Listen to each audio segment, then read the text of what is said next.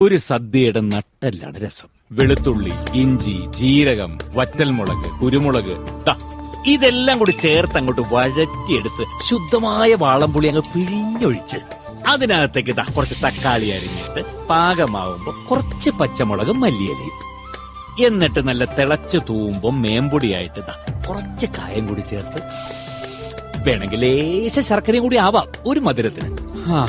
അതിലും വലിയൊരു കറി ഏതാ, അതിലും വലിയൊരു ഔഷധം ഏതാ?